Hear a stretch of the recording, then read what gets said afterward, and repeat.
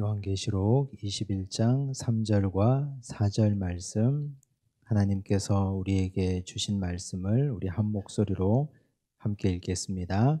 내가 들으니 보좌에서 큰 음성이 나서 이르되 보라, 하나님의 장막이 사람들과 함께 있음에 하나님이 그들과 함께 계시리니 그들은 하나님의 백성이 되고 하나님은 친히 그들과 함께 계셔서 모든 눈물을 그 눈에서 닦아주시니 다시는 사망이 없고 애통하는 것이나 곡하는 것이나 아픈 것이 다시 있지 아니하리니 처음 것들이 다 지나갔음이러라. 아멘.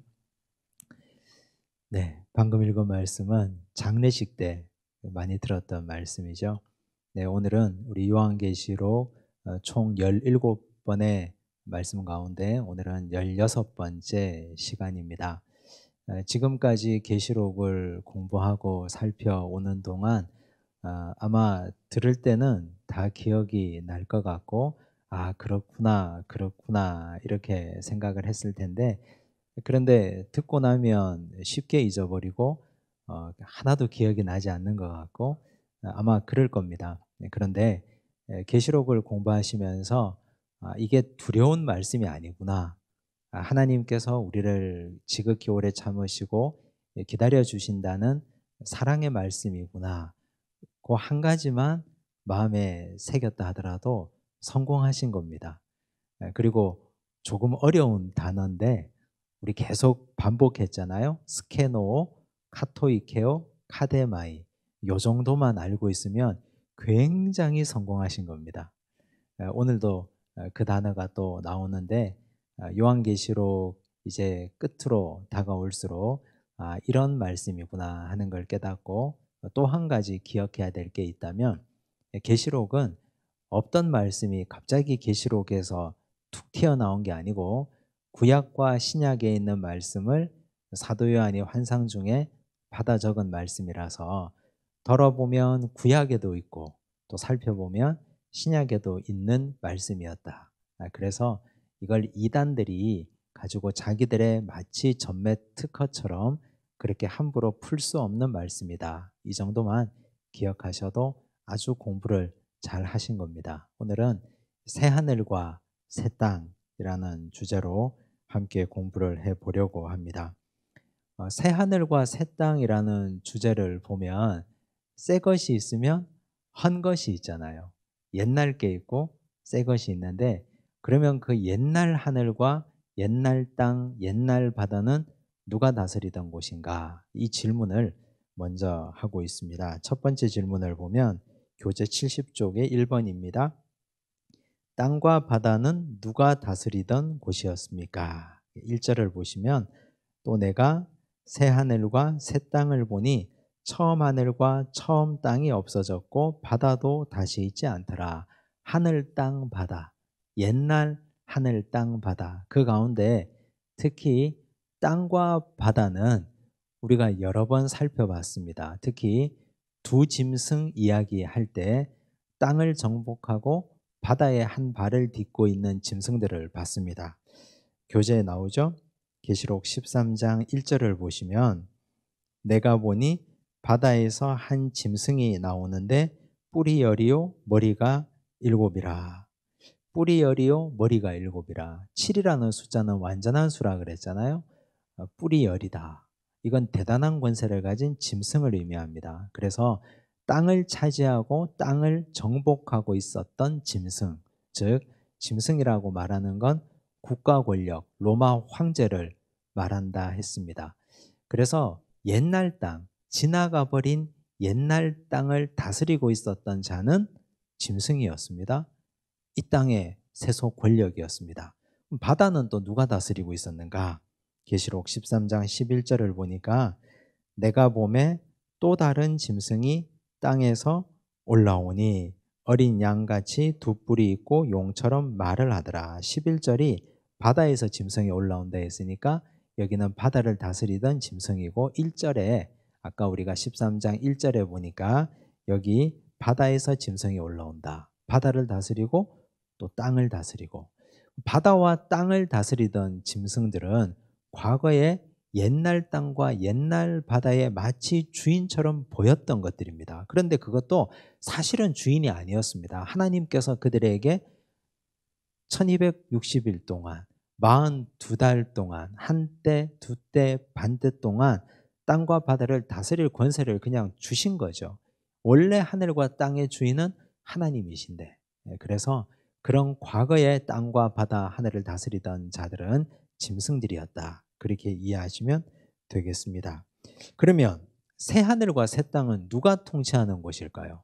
과거의 땅과 바다, 하늘은 짐승들이 다스리던 곳이었다면 새하늘과 새 땅은 당연히 어린 양 예수 그리스도가, 다시 오실 예수 그리스도가 다스리는 곳이 되겠죠. 자, 이제 두 번째 질문을 보십시오. 사탄이 통치하던 땅과 바다가 사라진 후 어떤 일이 일어났습니까? 사탄이 통치하던 땅과 바다 언제 사라졌습니까? 우리 지난주에 봤죠? 이 더러운 영 3종 세트가 있다 그랬잖아요. 그 중에 최고 악한 영이 용입니다. 용은 사탄이었습니다.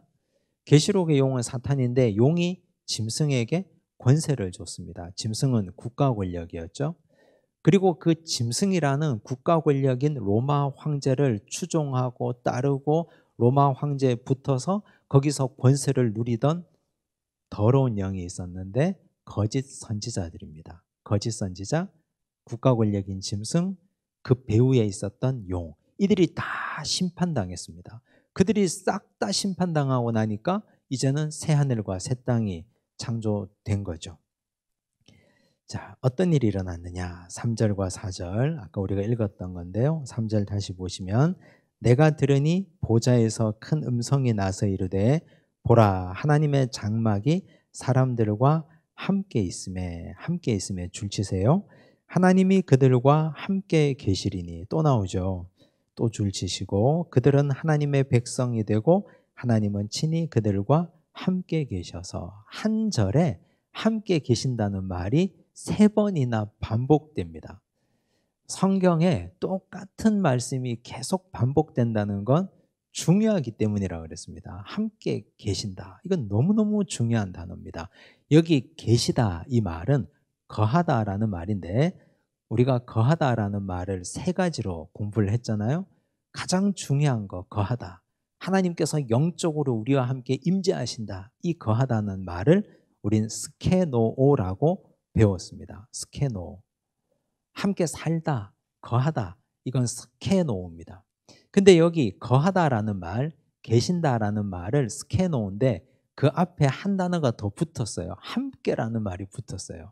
함께는 헬라어 메타라는 말을 쓰는데 영어로 옮기면 with라는 뜻입니다.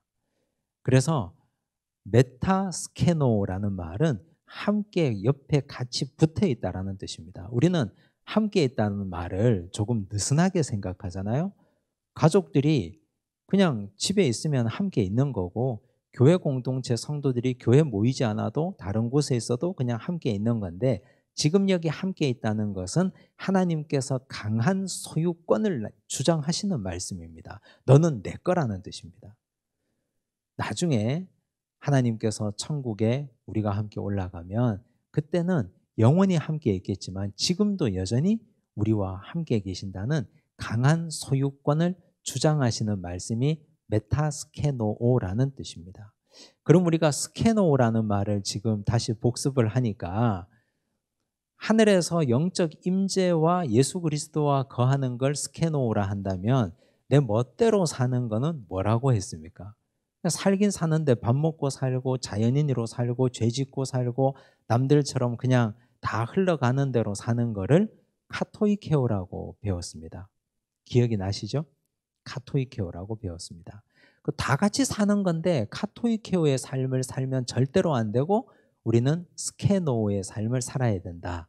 몇 번 반복했습니다. 그리고 또 하나 사는 것, 한쪽 발은 하나님께 두고 한쪽 발은 세상에 두고 사는 걸 우리는 카데마이라고 그랬습니다. 카데마이의 삶도 악한 삶이고 카토이케오의 삶도 악한 삶이고 우린 스케노의 삶을 살아야 된다. 내가 스케노의 삶을 살면 하나님께서 우리를 메타스케노 하실 것이다. 이렇게 이해하시면 되겠습니다.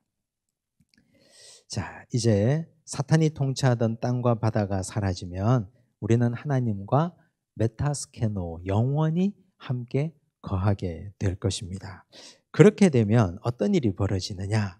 4절에 보면요, 모든 눈물을 그 눈에서 닦아주신다 그랬습니다. 눈물이 우리 눈에서 다 사라져요. 내가 닦는 게 아니고 누가 닦아주십니까? 하나님께서 닦아주시고 어린 양이 우리 눈에 눈물을 닦아주신다 그랬어요. 눈물 흐를 일이 많죠. 요즘 세상에. 왜 웁니까? 억울해서 울고, 기분 나빠서 울고, 뭐 기뻐서 우는 건 있긴 하지만 얼마 되지 않고, 사실 요즘은 우리가 분해서 우는 것도 많고, 억울해서 울고, 원통해서 울고, 하나님의 백성으로 이 세상을 살아가는 것이 만만치 않습니다. 그래서 눈물 흘릴 일이 정말 많습니다. 내 힘으로 안 돼서 울고, 나는 정말 열심히 노력하고 애를 쓰고 수고하는데 안 되는 게 너무 많은 거예요. 그래서 또 웁니다. 그런데 하나님께서는 새하늘과 새 땅이 되면 우리 눈에 흐르는 눈물을 다 닦아주신다. 근데 이걸 우리는 천국이라고 생각하잖아요. 천국에 가면 우리 눈에 흐르는 눈물이 닦아지고 다시는 울 일이 없다. 그런데 예수님께서 이 땅에 오셔서 천국을 잠깐 보여주셨습니다. 공생의 사건이 그 사건이잖아요. 3년 동안 복음서, 사복음서를 보면 예수님이 이 땅에서 하신 일들이 천국을 보여주신 거거든요. 왜 보여주셨느냐? 사람들이 천국이 어떤 곳인지 잘 모르니까, 죽어야만 가는 나라인 줄 알고 잘 모르기 때문에 천국을 이상하게 막 그림을 그린 거예요. 그래서 예수님이 장차 너희들이 올 천국은 이런 곳이다 하고 보여주신 것이 공생의 3년의 삶이었거든요. 근데 그 중에서 예수님이 우리 눈에 흐르는 눈물을 닦아주신 사건들이 있습니다. 제가 누가복음에 나오는 이 3가지 사건을 적어뒀는데, 누가복음에 보면 예수님이 울지 말라 하신 사건이 3번이나 나와요. 울지 말라. 예수님이 울지 말라 하신 이 말씀은 사람이 울지 말라 하는 말과는 뭐가 다를까요? 장례식장에 가면 내가 정말 사랑하는 누군가가 가족을 잃었어요. 그럼 거기 가면 울지 말라고 위로하잖아요. 우리도 울지 말라고. 산 사람은 살아야 되니까 밥 먹고 힘내야 된다고, 그리고 정신 차려야 된다고, 그리고 정신 바짝 차리고 열심히 살아야 된다고 위로하잖아요. 근데 사람이 하는 울지 말라는 얘기는 책임을 질 수 없습니다. 너무 가슴 아프고 너무 슬퍼서 나도 같이 가슴 아프고 같이 울어줄 수는 있지만, 그러나 울지 말라 하지만 근원적인 그 눈물의 근원을 닦아줄 수가 없습니다. 어떻게 닦아줍니까? 내가 사람이 감히 하고 싶어도 할 능력이 없습니다. 그런데 예수님이 울지 말라 하시는 말씀은 책임성을 전제로 하는 말씀이에요. 울지 말라. 그 말씀은 그냥 위로하는 말씀이 아니고, 내가 너 눈물의 근원을 해결해 주겠다. 내가 너 흐르고 있는 눈물을 말려주겠다. 걱정하지 말라. 이 말씀이에요. 하나하나 볼게요. 누가복음 7장 12절에서 15절을 보면 나인성 과부의 아들을 살리신 사건입니다. 12절 보십시오. 성문에 가까이 이르실 때에 사람들이 한 죽은 자를 메고 나오니 이는 한 어머니의 독자요 그의 어머니는 과부라. 그 성에 많은 사람도 그와 함께 나오거늘. 가슴 아픈 장례죠. 어머니는 과부인데 어머니가 그 독자 하나만 의지하고 살았을 것 아닙니까? 근데 그 독자가 죽었어요. 가슴 아픈 장례예요. 그래서 그 성에 있는 사람들이 많이 그 장례 행렬을 따라오는 겁니다. 그 여인을 위로하려고. 주께서 과부를 보시고 불쌍히 여기사. 가서 보니까 불쌍하거든요. 예수님도 보니까 얼마나 불쌍하시겠어요. 그래서 예수님이 그 과부에게 가서 하신 말씀이 이 말씀이에요. 울지 말라 하시고. 울지 말라. 이 말씀은요, 이 여인이 그 동네 사람들한테 들은 말씀하고 질이 다른 말씀이에요. 본질적으로 다른 말씀입니다. 왜냐하면 너 아들 살려주겠다는 말씀이거든요. 너 눈에 흐르는 눈물의 근원을 내가 해결해 주겠다는 말씀입니다. 그래서 그 다음 이렇게 하셔요. 가까이 가서 그 관에 손을 대시니 맨 자들이 서는지라. 예수께서 이르시되 청년아 내가 네게 말하노니 일어나라 하심에 죽었던 자가 일어나 앉고 말도 하거늘 예수께서 그를 어머니에게 주시니. 해결해 주셨잖아요. 울지 말라 하시고 근원적인 문제를 책임져 주셨잖아요. 그래서 예수님이 천국에서 일어난 일을 이 땅에서 한번 보여주신 거예요. 이 땅에서. 그럼 우리는 어떤 소망을 가집니까? 그렇구나. 내가 천국에 가면, 하나님을 만나면 이 땅에서 내 눈에 흐르던 눈물의 근원도 해결될 수 있겠구나. 또 한 가지 소망은요, 예수님께서 지금 이 땅에서도 내 눈에 흐르는 눈물의 근원을 해결할 수 있겠구나. 이런 소망이 생긴다니까요. 천국은 죽어서만 가는 나라가 아니라 있지 않습니까? 이 땅에도 임하는 나라가 천국이에요. 그래서 우리가 하나님께 기도하실 때 하나님 내 눈에 눈물 근원을 해결해 달라고 기도하셔야 돼요. 하나님 내가 사람의 위로로 그치지 않게 하시고 내 눈에 눈물 근원을 주께서 말려주시고 아예 해결해 주십시오. 주님이 나에게 아예 울지 말라고 말씀 한 번만 해달라고 그렇게 기도하셔도 돼요. 나인성 과부에게 은혜 베풀어 주셨던 주님이 오늘 나에게 하지 않겠습니까? 그렇게 우리가 간절하게 붙들고 기도하실 수 있습니다. 또 한 가지, 누가복음 8장에 보면 회당장 야이로의 딸을 살리신 사건이 나와요. 회당장 야이로의 딸이 12살이거든요. 12년 동안 이 딸을 길렀는데 얼마나 이쁘고 얼마나 귀하겠습니까? 외동딸인데요. 근데 그 딸이 죽게 됐어요. 볼까요? 모든 사람이 아이를 위하여 울며 통곡하매 예수께서 이르시되. 이제 아이가 죽었고 그 집에 갔거든요. 사람들이 막 울고 통곡하고 있어요. 예수님이 보시니까 딸아이가 죽었잖아요. 얼마나 가슴 아픈 장면입니까? 예수님이 이렇게 말씀하세요. 울지 말라. 죽은 것이 아니라 잔다 하시니. 예수님이 울지 말라 하셨으니까 여기서도 예수님이 이 말씀 하셨다는 건 해결하겠다는 말씀이거든요. 해결하시겠다는 말씀이에요. 이걸 믿어야 돼요. 울지 말라. 그 다음 그들이 그 죽은 것을 아는 고로 비웃더라. 사람들은 예수님의 울지 말라 하신 말씀의 의미를 모르는 거예요. 이해를 못하는 거죠. 예수께서 아이의 손을 잡고 불러 이르시되 아이야 일어나라 하시니. 달리다굼 아닙니까 이게. 아이야 일어나라. 달리다굼. 그 영이 돌아와 아이가 곧 일어나거늘 예수께서 먹을 것을 주라 명하시니. 아이가 살아났어요. 해결하셨어요. 울지 말라 하셨으니까 해결하셨다니까요. 얼마나 위대한 능력입니까? 또 한 가지, 누가복음 23장 27절과 28절을 보시면 예수님이 십자가 지고 가시는 길이에요. 또 백성과 및 그를 위하여 가슴을 치며 슬피 우는 여자의 큰 무리가 따라오는지라. 예수님 십자가 지고 골고다 언덕 오르시니까 사람들이 막 울고 따라오잖아요. 그때 예수님이 이렇게 말씀하세요. 예수께서 돌이켜 그들을 향하여 이르시되 예루살렘의 딸들아 나를 위하여 울지 말고. 울지 말라 그러셨어요. 나를 위하여. 왜 울지 말라 하셨을까요? 나는 십자가 지고 죽으나 반드시 부활할 것이다.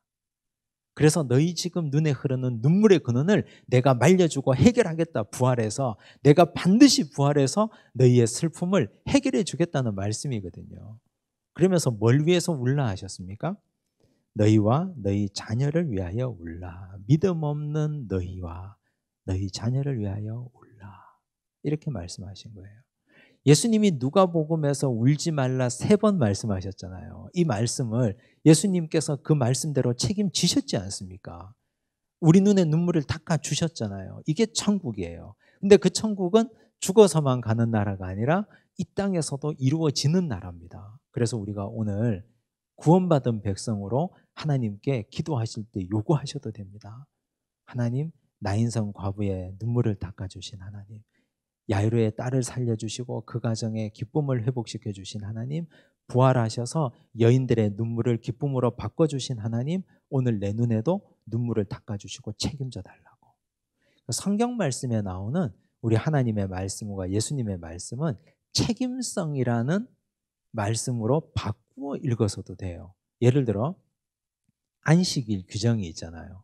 안식일 규정. 구약시대 율법에 보면 안식일 규정이 얼마나 많습니까? 안식일 제대로 안 지키면 내 백성 중에서 끊어지리라고 하는 말씀도 있고, 안식일에 너 처소에서 불도 피우지 말라는 말씀도 있잖아요. 그러면 사람들은 그런 생각할 거 아니에요. 안식일에 그럼 내가 굶어 죽어야 돼? 안식일에 불도 피우지 말라 그러면 안식일에는 쫄쫄 굶어야 되나? 사람들은 그런 생각 하거든요. 근데 그 말씀은 안식일에 불도 피우지 말라. 내가 너희들 책임진다는 말씀이에요.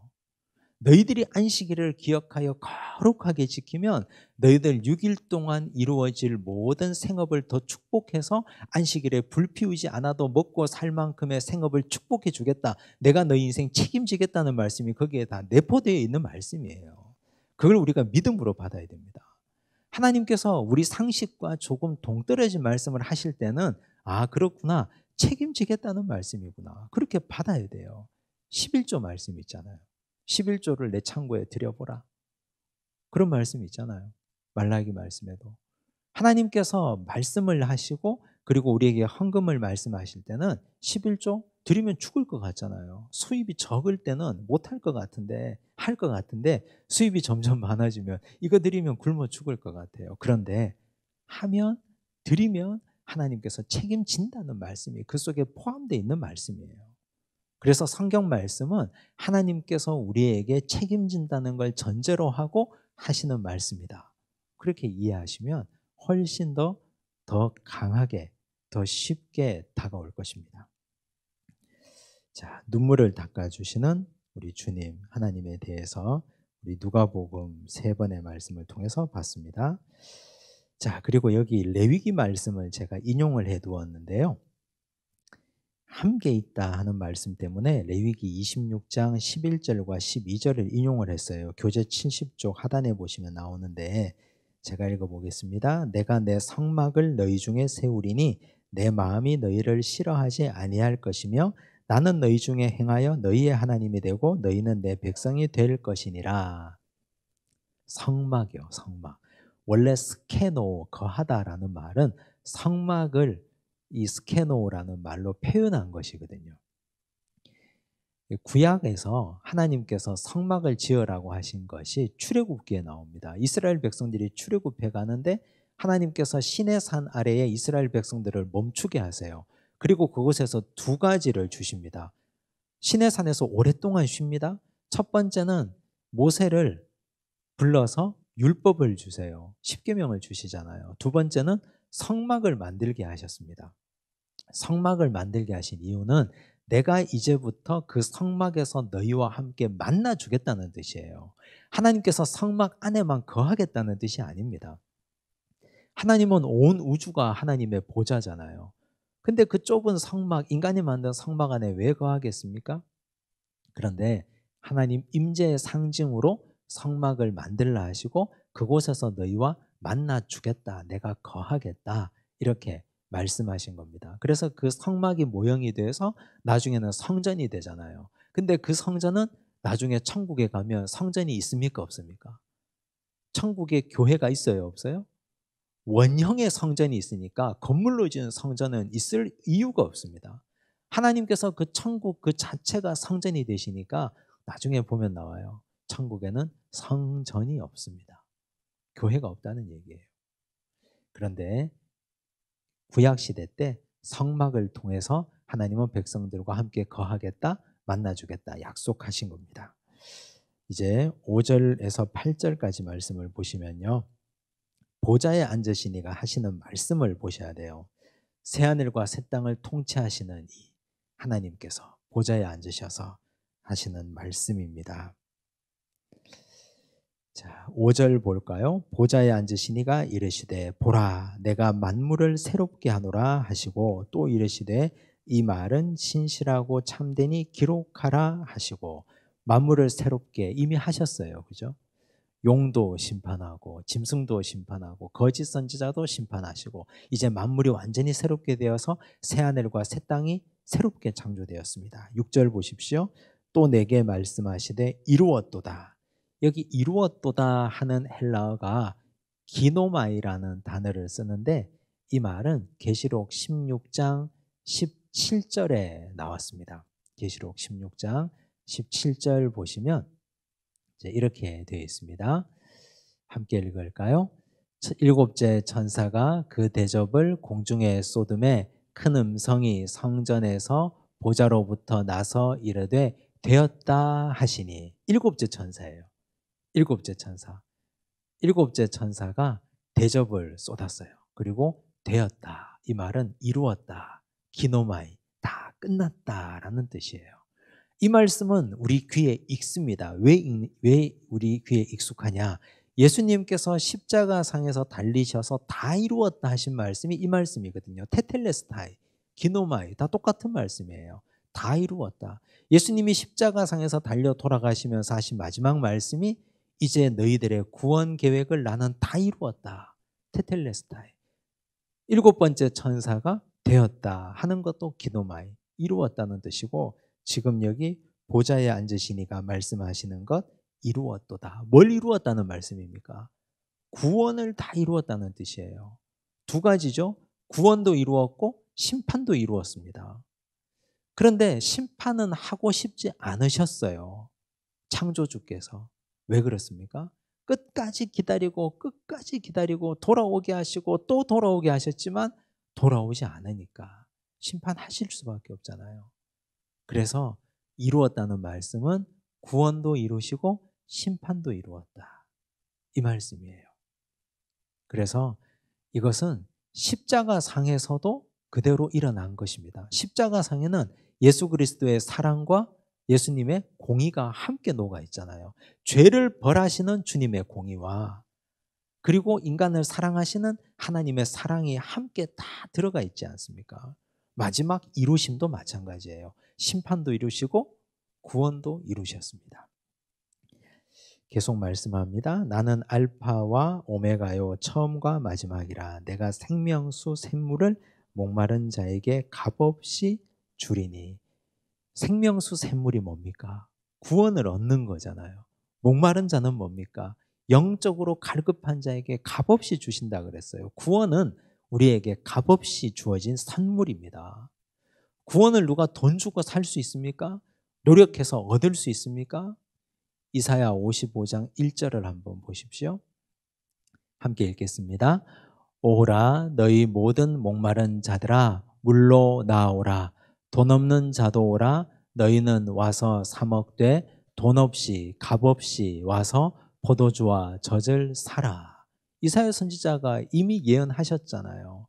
포도주와 젖을 사는데 돈 없이 값없이 와서 포도주와 젖을 사라. 즉 구원의 영원한 생명수 강물을 내가 마시는 것도 돈 없이 값없이 누구나 와서 구원받을 수 있다는 뜻이에요. 그런데 유대인들은 바울에게 할례 받아야 구원받을 수 있다고 말했잖아요. 말씀하고 틀리지 않습니까? 유대인들이 얼마나 율법에 능한 자들인데 돈 없이 값없이 와서 포도주와 젖을 사라. 이 말씀을 어떻게 할례와 바꿀 수 있다는 말씀입니까? 이단들, 지금도 존재하는 수많은 이단들은 돈 없이 값없이 와서 포도주와 젖을 사게 하지 않습니다. 뭔가 노력을 해야 돼요. 교주에게 뭔가를 갖다 바쳐야 돼요.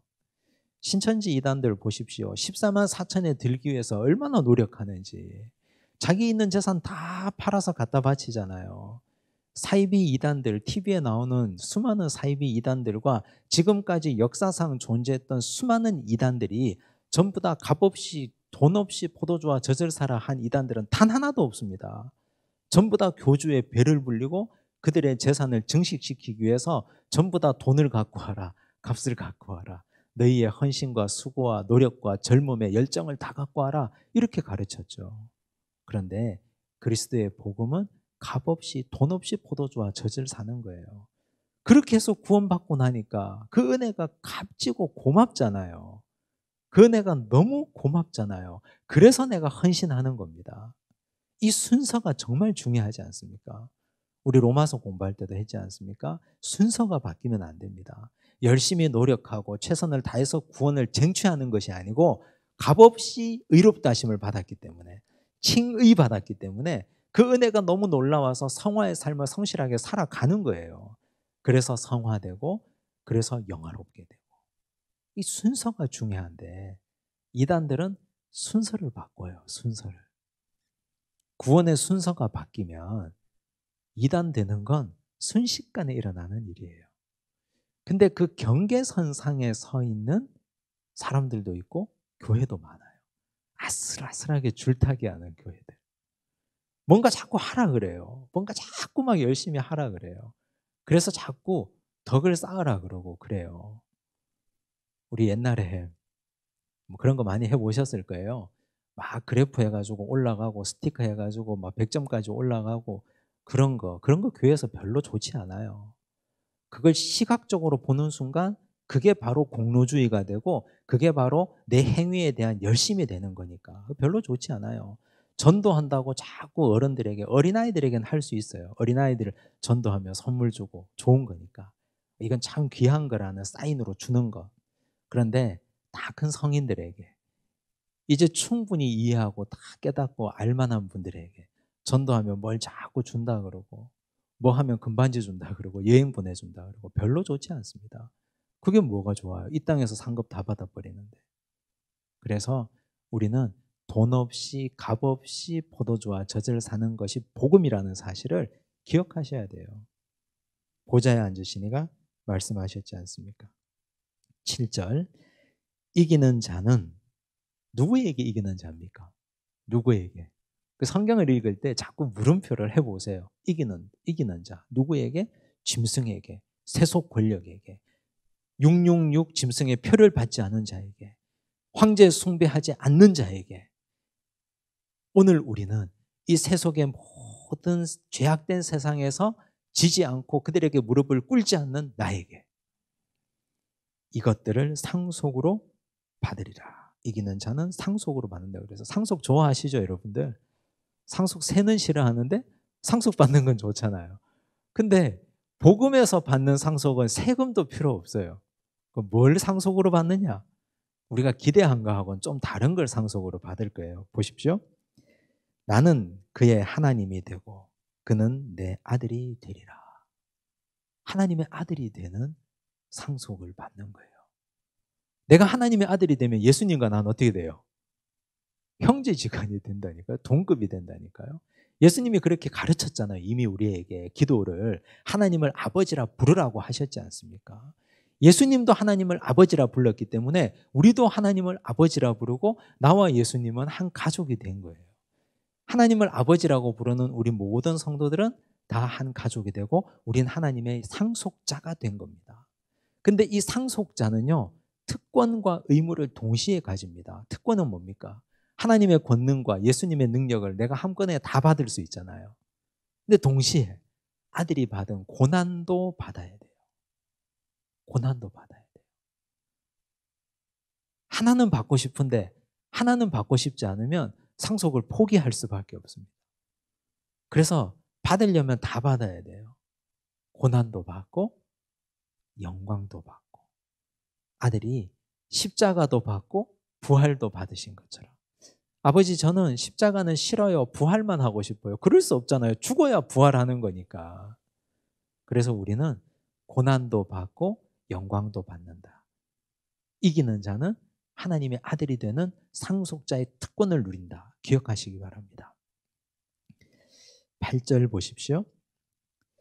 그러나 두려워하는 자들과 믿지 아니하는 자들과 흉악한 자들과 살인자들과 음행하는 자들과 점술가들과 우상 숭배자들과 거짓말하는 모든 자들은 불과 유황으로 타는 못에 던져지리니 이것이 둘째 사망이라. 둘째 사망 지난주에 공부했습니다. 둘째 사망에 들어가는 자들의 면면을 보시면 이런 자들이라는 걸 우린 다 이해할 수 있어요. 그런데 한 가지가 이해하기 어려운 게 있어요. 제일 첫 번째 나오는 자들, 두려워하는 자들. 나도 두려움이 많은데, 나도 항상 불안한데, 그럼 나도 둘째 사망, 불과 유황불에 들어가야 되나? 그런 불안을 가질 수 있거든요. 그래서 두려워한다는 거에 대해서 성경이 구약과 신약이 어떻게 말씀하고 있는지를 한번 보시기 바랍니다. 뒤쪽 페이지 보시면 교재 72쪽에 보시면 세 구절을 적어뒀습니다. 자, 디모데후서 1장 7절입니다. 함께 읽습니다. 하나님이 우리에게 주신 것은 두려워하는 마음이 아니요 오직 능력과 사랑과 절제하는 마음이니. 하나님이 우리에게 주신 것이 두려워하는 마음이 아니라 그랬습니다. 그러면 우리 마음에 두려움이 생겨요. 생기잖아요. 누가 준 겁니까? 하나님이 준 마음이 아니면 누가 준 거예요? 사탄이 준 거죠. 사탄의 졸개들. 대장 사탄은 교회 시대에는 무저갱에 갇혀 있다 그랬잖아요. 우리 지난 시간에 공부했잖아요. 근데 지금 사탄의 조물하게 졸개들이 지금 여기를 막 헤집고 다니는데 그 졸개들이 우리 마음속에 자꾸 두려워하는 마음을 넣어준다니까요. 근데 우리는 그 두려워하는 마음에 무너지면 됩니까? 안 됩니까? 그러면 안 된다는 뜻이에요. 두려워하는 마음이 들 때마다 이건 하나님이 우리에게 주신 마음이 아니로구나. 사탄이 준 거구나. 두려워하는 마음이 생기면 사람이 판단력이 흐려져요. 두려워하는 마음이 생기면. 권투 선수들이 두려워한다, 두려워하지 않는다. 상대방의 펀치를 두려워한다, 두려워하지 않는다 하는 걸 눈 감고 감지 않는 것으로 판단한답니다. 상대방이 아무리 펀치를 날려도 가드를 올리고 눈 뜨고 있으면 그 경기는 절대 지지 않는다 그래요. 근데 펀치가 무섭기 시작하면 눈이 감긴대요. 눈이. 그러면 그 경기는 끝난 경기라 그래요. 우리가 두려워하기 시작하면 눈을 감게 돼요. 자꾸. 그러면 분별력이 사라집니다. 사탄은 그걸 노리는 겁니다. 두려워하는 마음을 주고 겁을 주면 자꾸 두려워져서 제대로 못 보게 돼요. 그럼 분별력이 사라지죠. 엉뚱한 판단을 하는 거예요. 원래 그러지 않은 사람인데 저 사람이 저렇게 괜찮은 사람인데 이상한 판단과 엉뚱한 판단을 해서 일을 그르치고 이상한 결정을 해버려요. 그래서 마음속에 두려움이 생길 때마다 정신 바짝 차려야 돼요. 그리고 기도하시고 사탄아 물러가라 하셔야 됩니다. 하나님이 우리에게 주신 것은 두려워하는 마음이 아니기 때문에 담대한 마음 갖게 해달라고 찬송 부르고 기도하고 다시 하나님 말씀 앞에 서야 돼요. 그래야 분별력을 가지고 정신 바짝 차리고 눈 크게 뜨고 세상을 향하여 승리의 발걸음을 내딛고 나갈 수 있습니다. 사사기 7장 3절을 한번 보십시오. 이제 너는 백성의 귀에 외쳐 이르기를 누구든지 두려워 떠는 자라 그랬어요. 길르앗산을 떠나 돌아가라 하라 하시니 이에 돌아간 백성이 22,000명이요 남은 자가 10,000명이었더라. 기드온이 미디안과의 싸움에서 군사를 모집했어요. 자그마치 32,000명이 모였습니다. 하나님이 이렇게 말씀하셨어요. 너무 많다. 근데 기드온이 생각할 때는 많지 않거든요. 적의 군사 숫자에 비하면 적거든요. 택도 안 되는 군사예요. 그런데 하나님 많다 말씀하세요. 그러면서 이렇게 말씀하셨어요. 누구든지 두려워 떠는 자는 돌아가라. 어쩔 수 없이 온 사람들 중에 마음속에 두려움이 조금이라도 있는 자는 돌아가라. 그래서 돌아간 자가 22,000명이에요. 남은 자가 10,000명밖에 남지 않았어요. 물론 여기서도 물 먹이는 시험을 해서 300명만 남기지만 두려워서 떠난 자가 22,000명이라는 사실이 엄청나지 않습니까? 하나님 나라의 군대의 정체성은 군인이라 그랬습니다. 14만 4천은 12 곱하기 12 곱하기 1000이라 그랬습니다. 그때 1000은 군대 단위의 조직이에요. 천부장. 그래서 하나님 나라 교회 정체성은 군인이에요. 군인이 두려워하면 군인으로서 무슨 의미가 있습니까? 당연히 전쟁 수행을 못하죠. 그런 군인은 없는 게 나아요. 빨리 집에 가는 편이 옳습니다. 그래서 하나님 나라의 군대는 두려워 떠는 자는 불과 유황못에 들어가고 하나님 나라의 군대로서 하나님의 거룩한 자녀가 될 자격도 예수 그리스도의 신부가 될 자격도 없는 사람이다 말씀하신 거예요. 그래서 우리는 적어도 두려움을 가져서는 안 됩니다. 그 두려움은 분별력을 잃게 하고 헛된 판단을 하게 만든다. 또 요한복음 20장 19절을 보십시오. 이날 곧 안식 후 첫날 저녁 때에 제자들이 유대인들을 두려워하여 모인 곳에 문들을 닫았더니 예수께서 오사 가운데 서서 이르시되 너희에게 평강이 있을지어다. 유대인들을 두려워했다 그랬어요. 예수님은 십자가에 달려 돌아가셨어요. 제자들도 잡히면 다 죽을 것 같아요. 그래서 제자들이 유대인들을 두려워해서 어느 한 곳에 모여가지고 불빛이 바깥으로 새나가지 못하도록 문을 꼭꼭 닫았어요. 그리고 문을 다 잠그고 오돌오돌 떨고 있었어요. 근데 예수님께서, 부활하신 예수님께서 그냥 쑥 들어오신 거예요. 들어오셔서 하시는 말씀, 이 말씀이잖아요. 너희에게 평강이 있을지어다. 여기서 이 평강이 중요해요. 두려워하는 자들에게 예수님께서 제자들, 부활하신 예수님께서 처음 나타나셔서 하셨던 첫 번째 말씀이 평강이거든요. 그러니까 오늘 우리에게도 부활하신 예수님이 가장 먼저 우리에게 하고 싶은 말씀이 평강이에요. 두려워하지 마라. 무엇을 먹을까? 무엇을 입을까? 무엇을 마실까? 두려워하지 마라. 걱정하지 마라. 우리는 먹는 것, 입는 것 때문에 걱정하고, 우리 자녀들 때문에 걱정하고, 아직까지 일어나지 않은 수많은 일들 때문에 걱정하는데, 그거 걱정하지 마라. 두려워하지 마라. 우리 주님께서 우리에게 정말 하고 싶은 말씀이 평강이에요. 여기서 이 평강은 헬라어로는 에이레네입니다. 에이레네. 그리고 구약의 언어 히브리어로는 샬롬이잖아요. 샬롬 들어보셨죠? 샬롬이 유대인들의 인사 아닙니까? 샬롬 이렇게 인사하잖아요. 여호와 샬롬 이렇게 인사하는데, 근데 이 샬롬이라는 말은 피냄새가 나는 단어예요. 피비린내 나는 단어예요. 왜 피비린내 나는 단어냐? 이사야 53장 5절을 보십시오. 함께 읽을게요. 그가 찔림은 우리의 허물 때문이요 그가 상함은 우리의 죄악 때문이라. 그가 징계를 받음으로 우리는 평화를 누리고 그가 채찍에 맞음으로 우리는 나음을 받았도다. 이 말씀 가만히 보세요. 다시 한번 보여주세요. 네, 그가 징계를 받음으로 우리는 평화를 누리고 샬롬을 누린단 말이에요. 그가 채찍에 맞음으로 우리는 나음을 받았도다. 나음은 라파거든요. 여호와 라파. 들어보셨죠? 여기에 샬롬도 나오고 라파도 나와요. 근데 우리가 누리는 평화, 우리가 누리는 나음, 즉 치유는 누구 때문에요? 예수님의 피 흘림 때문에 우리가 평화를 누리고 예수님의 피 흘림 때문에 우리가 나음을 얻은 거거든요.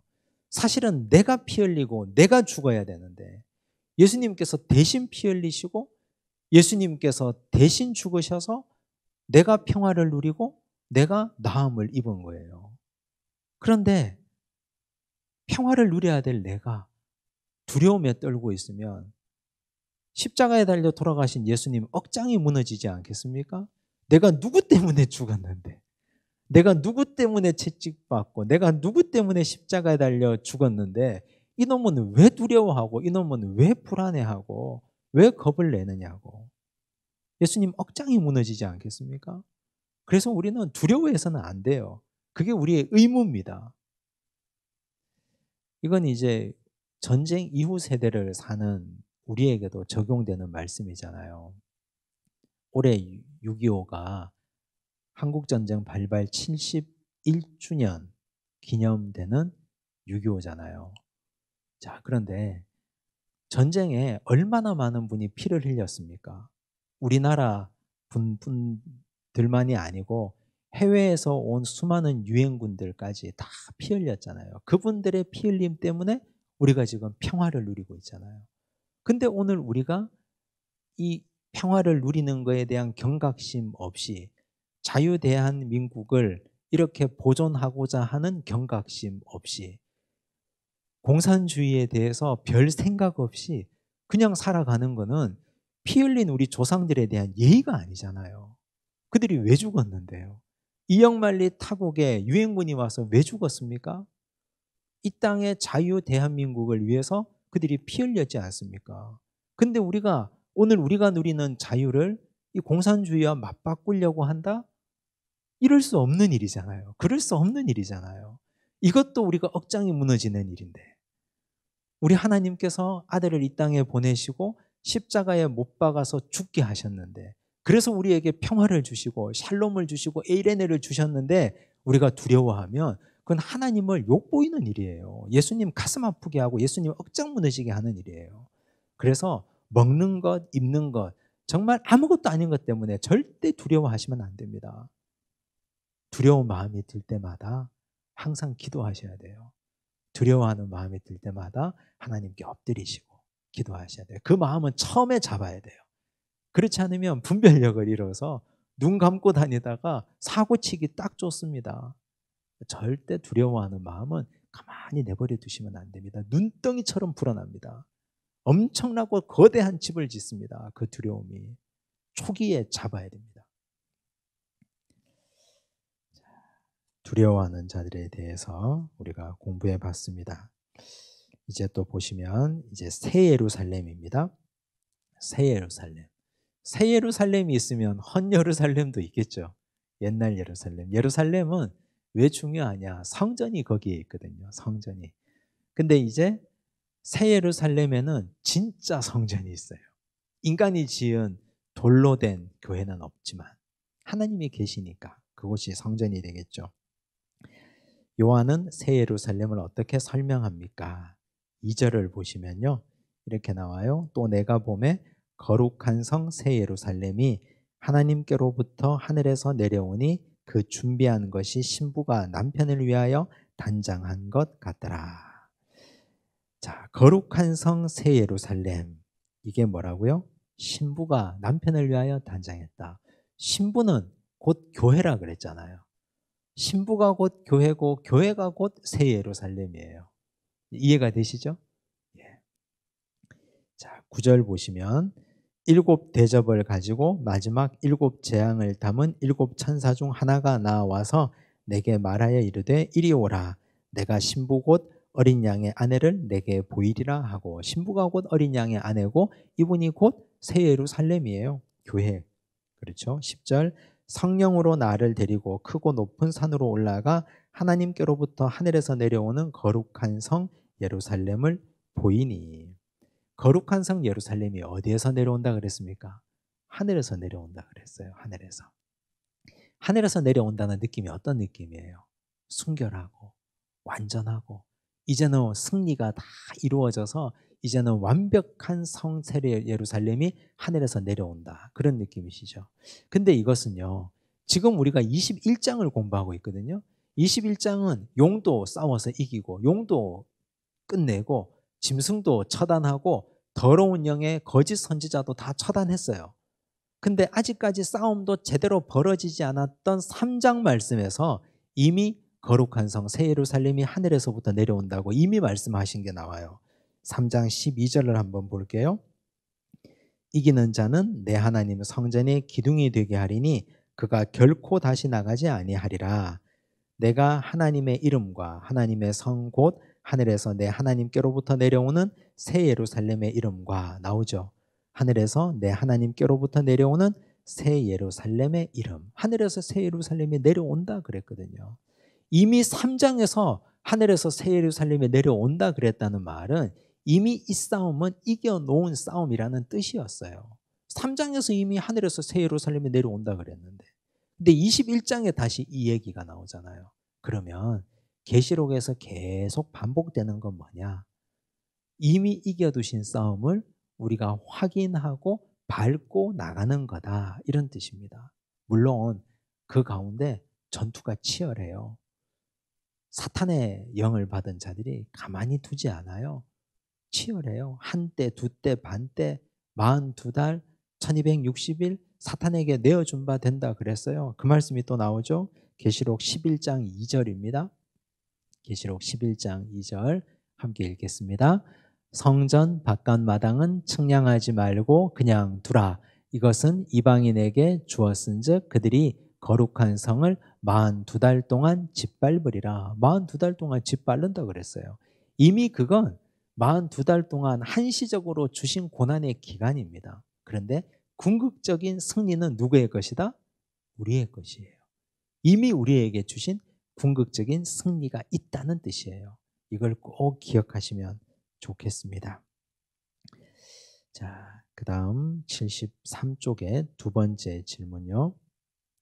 새 예루살렘에 하나님의 영광이 있다는 말씀은 어떤 의미입니까? 새 예루살렘은 다른 말로 하면 어린 양의 신부, 교회라 그랬잖아요. 자, 과거의 옛 예루살렘은 인간이 만든 성전이에요. 거기에는 하나님의 영광이 있었을까요? 없었을까요? 있을 때도 있었고 떠나 있을 때도 있었고, 한때 있었다가 또 한때 떠났다가 그랬겠죠? 그런데 진짜 올 새 예루살렘, 천국에 있는 완전하고 정말 완벽한 성전은 하나님의 영광이 계신 곳이에요. 이걸 이렇게 표현했습니다. 11절 하나님의 영광이 있어 그 성의 빛이 지극히 귀한 보석 같고 벽옥과 수정같이 막더라. 그렇게 했어요. 자, 이제 이 지상의 교회에 대해서 우리가 한번 생각해 봐야 되는데 지상의 교회, 우리 교회를 한번 생각해 보세요. 우리 교회가 100% 마음에 드십니까? 완벽한 교회입니까? 하나도 문제가 없이 정말 완벽한 교회입니까? 그럴 수 없어요. 왜냐하면 나 때문이라도 완벽하지 않아요. 내가 완벽하지 않으니까. 나 같은 성도가 이 교회 성도로 있기 때문에 완벽할 수가 없어요. 교회는. 이 지상에 있는 교회는. 어떤 신학자는 그랬습니다. 지상의 교회는 천국 교회의 그림자 같다 그랬어요. 저는 그 말이 꼭 옳다고 생각하는 게 그림자에 자기 자신을 한번 비춰보십시오. 어떻게 보이나? 정오에 밖에 나가서 그림자의 나를, 해의 나를 비춰보면 내 그림자가 어떻게 보입니까? 아주 짧잖아요. 내 키보다 너무너무 짧잖아요. 왜곡되어 보이잖아요. 해걸음에, 햇볕에, 태양에 내 나를 비춰보세요. 그림자가 길게 들여지잖아요.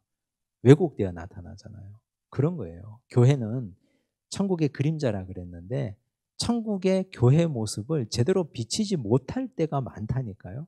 천국 교회의 모습을. 어떨 때는 아주 짧게, 어떨 때는 아주 왜곡되게 길게. 근데 아주 정확하게 비칠 때도 있어요. 하루에 몇 번. 정말 얼마 안 되게. 내 키와 내 외관과 거의 흡사한 그림자가 보일 때가 있다니까요. 해가 어느 시점에 딱 도착할 때쯤 되면 교회가 신앙생활 하다 보면 아 정말 하나님의 교회가 이래야 되는구나 하는 걸 느낄 때가 있잖아요. 그렇게 생각하시면 돼요. 그래서 크게 시험 들지 않았으면 좋겠습니다. 교회가 왜 이래? 라고 생각하면 그건 한도 끝도 없어요. 본질적인 거, 가장 중심적인 거, 교회에서 하나님의 말씀이 선포되고 그리고 하나님의 영이 살아 숨쉬는 교회, 그걸로 만족하시면 좋겠어요.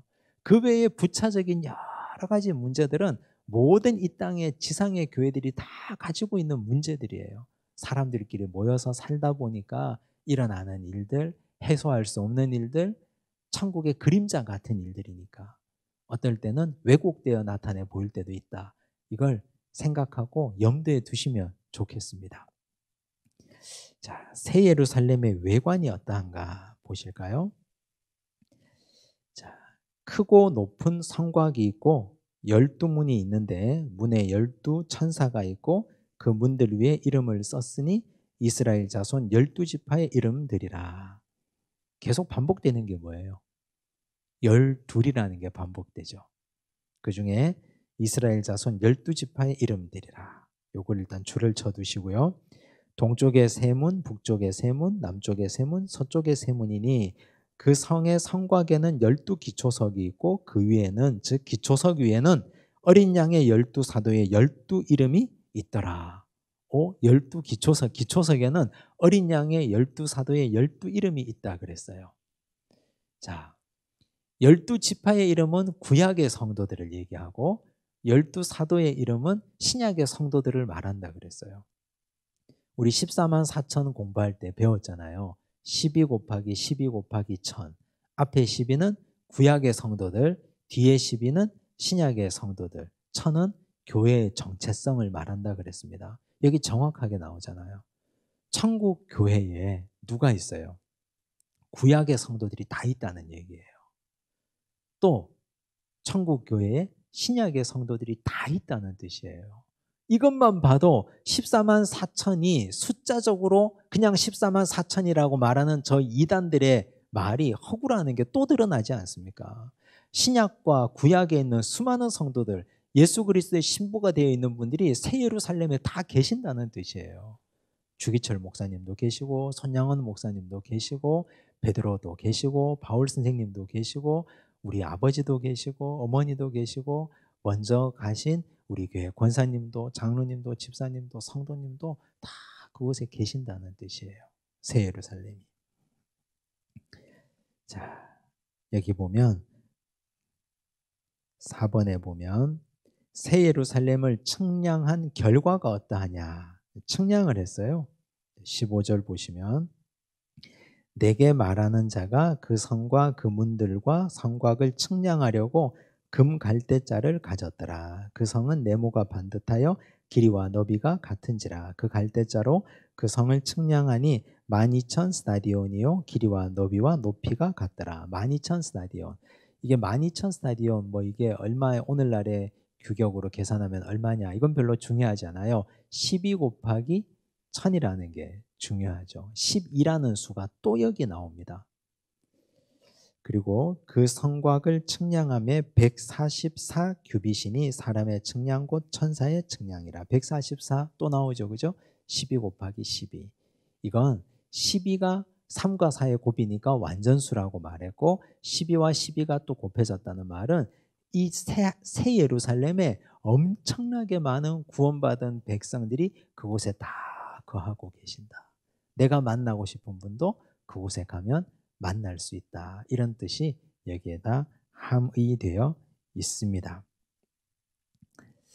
자, 그 다음 페이지 넘기시면 74쪽에 새 예루살렘을 이루고 있는 각종 보석을 열거해 보십시오. 18절에서 21절까지를 보면요. 보석들이 쫙 나와요. 세상에 있는 모든 보석이 여기에 다 있어요. 그리고 21절을 한번 보십시오. 21절 보시면 그 12문은 12진주니 각 문마다 한 개의 진주로 되어 있고 성의 길은 맑은 유리 같은 정금이더라. 12진주문 들어보셨죠? 그죠? 뭐 사람들이 어떤 사람들이 내가 본 천국 이래가지고 내가 꿈에 천국을 봤는데 그 천국에 가니까 여러 보석들이 있고 12진주문이 있더라. 다 이 얘기예요. 다 여기 21장에 나오는 아주 유명한 보석 얘기인데 그런데 우린 이걸 문자 그대로의 보석으로 보시면 곤란합니다. 왜냐하면 이 21장의 천국을 보석으로 기록한 자는 사도 요한이기 때문에 요한은 천국의 모습을 보고 자기가 표현할 수 있는 인간의 최고의 표현으로 쓴 것이 이 보석이에요. 그래서 천국은 이 보석과 비교할 수 없는 정말 찬란하고 아름다운 곳인 것이지 이 보석 정도라고 생각하시면 큰 코 다칩니다. 인간의 언어로는 형용할 수 없고 인간의 언어로는 더 이상 표현할 수 없는 그 놀라운 천국을 요한이 지금까지 경험한 보석의 이름을 여기다가 다 집대성해 놓은 것이지 우리가 보고 듣고 본 게 그게 다잖아요. 우리는 지금 보석 중에 최고의 보석을 다이아몬드밖에 더 말할 수 있는 게 있습니까? 만약 우리가 이 모습을 봤다면 우리도 이 언어의 한계에 갇힐 수밖에 없었을 것입니다. 그래서 이건 천국이 정말 귀하고 아름답고 놀랍고 형언할 수 없는 정말 아름다운 곳이다. 이 정도로 이해하시는 것이 좋을 듯합니다. 이제 성 안에 없는 것이 무엇이냐, 성 안에 있는 것이 무엇이냐, 이건 22장 말씀과 함께 읽어야 되기 때문에 오늘 여기까지 하고 다음 시간, 마지막 시간에 다루고 끝까지 하도록 하겠습니다. 지금까지 계시록 공부하시느라 고생 많으셨고 그리고 다음 주가 마지막 시간이니까 22장 열심히 읽어오시고 혹시 저에게 계시록 공부하시면서 궁금하신 것이 있다면 다음 시간 이 자리에서 손 들고 이렇게 물어보고 답할 수는 없으니까 종이에 적어 오시면 들어오실 때 우리 뒤에 계신 교육자들에게 주시면 제가 보고 개인적으로 답변을 드리겠습니다. 기도하겠습니다. 하나님 아버지 감사합니다. 하나님께서 우리에게 계시록 진리의 말씀을 보게 하시고 깨닫게 하셨습니다. 저 천국에는 예수님께서 우리의 눈물을 닦아주신다고 하셨습니다. 천국에 가서 눈물을 닦아주시는 것이 아니라 예수님께서 이 땅에 오셔서 눈물을 닦아주신 그 천국이 이 땅에 그대로 임한 줄로 믿습니다. 주여 우리의 눈물을 닦아주시옵소서. 천국은 또한 두려워하는 자들의 것이 되지 못한다고 말씀하셨습니다. 우리에게 어떤 두려움이 있든지 떨치고 해소하도록 도와주시옵소서. 천국의 모습을 기대하고 그리며 스케노의 삶을 살아가는 믿음의 백성으로 승리하며 살도록 축복하여 주시옵소서. 계시록 말씀을 통해서 깨닫고 느끼고 결단한 것 마음속에 깊이 간직하게 하시옵고 끝까지 주의 말씀 사모하며 나아가도록 축복하여 주옵소서. 모든 말씀 예수님 이름으로 기도드리옵나이다. 아멘.